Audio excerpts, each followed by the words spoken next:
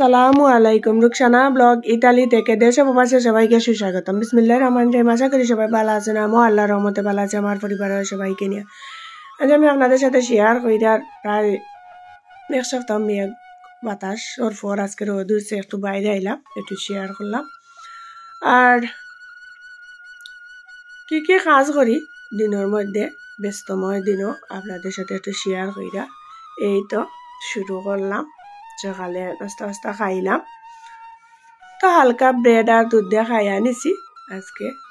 আর এগুলা বিকালের জন্য একটু হালকা নাস্তা রেডি করে লাইছি, বিকালের একটু ভিডিও আপনাদের সাথে শেয়ার কইরা। আর সাথে আছে দুপুরের জন্য রান্না। এই তো বিকালের তার রেডি করে লাইছি, রেডি করে রাখি দিছি, কারণ একটু গুছাই কাজ করলে একটু বিশ্রাম নেওয়া যায়, কথাটা একবারে সত্য। তো আমি যেভাবে করি আর কি, গোসলের আগে সব কিছু রেডি করে রাখি দিই। এই তো মলা মাছ দিয়া আজকে মুলু রান্না করছি, আর সাথে ব্রয়লার মুরগিও আছে। যা যা আছে আমার সাথেই দেখুন, শেষ পর্যন্ত আমার ভিডিওটা দেখুন। ভালো লাগলে কোনো একটা অংশ এটা লাইক করুন, শেয়ার করুন, কমেন্ট করুন, আর পাশে থাকা বেল বাটনটা অন করে রাখবা, যাতে পরবর্তী ভিডিও আপলোড করার সাথে সাথে নোটিফিকেশনটা আপনাদের কাছে চলে যাবে। আর নতুন বন্ধু যারা আছেন আমার চ্যানেলটা সাবস্ক্রাইব করে লাইছেন, তারা জানে মনটাকে অনেক অনেক দোয়া ভালোবাসা। আর পুরাতন যারা সাবস্ক্রাইব করে লাইছেন তারারও জানাই অনেক অনেক শুভকামনা ও ভালোবাসা। এই তো মশলাগুলো কষাইছি, ব্রয়লার মুরগিগুলো বাজা হয়ে নিছি কি এক এক করে দিয়ার। আর ফাঁকে ফাঁকে আমার বিবাসদের সাথে কথা কইয়ার, যে যেখান থেকে আমার সাথে আসেন, যুক্ত আছেন, তারা আবারও জানাই মন থেকে অনেক অনেক শুভেচ্ছা। আশা করি ফাঁসে থাকবা। এই তো আজকে শুক্রবারের দিনের ব্লগটা। এই তো রান্না বান্না কইরার, রান্না বান্না সব কিছু শেষ করে লাইম। শেষ কইরা একবারে আমি করিলাই, গোসলের আগে গোসলটা কইরা নিমুগি, তারপরে রান্না শেষ করে আজকে শুক্রবার নামাজটা পড়মু, এরপরে খাওয়া দাওয়া করমু। আর পরে তো আর বিশ্রামের সময়, যারা যারা বিশ্রাম নেই আমার মতো তারা তো আর জানোইনি, আর যারা নেই না একটা না কাজ পছন্দ করেন তারা তো আর করবাই। এই তো রান্না হইয়া আর ফাঁকে ফাঁকে আপনাদের সাথে কথা কইয়া এখন ঢাকনা দিয়া ডাইকা দিলাম।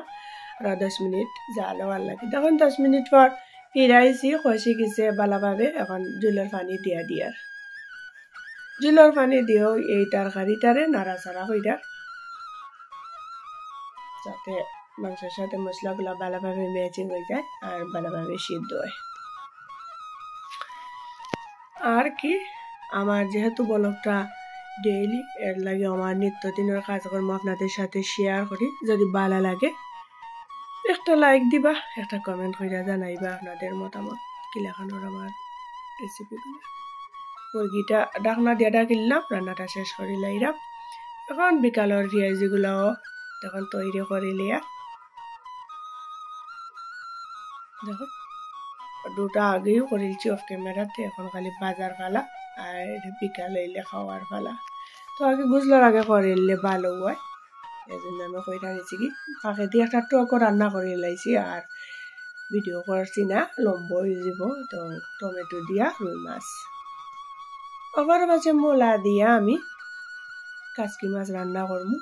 2-3টা রান্না দিলে একবারে বিকাল পর্যন্ত হয়ে যায়, একটু তাকেও আমরা পরের দিন খাই।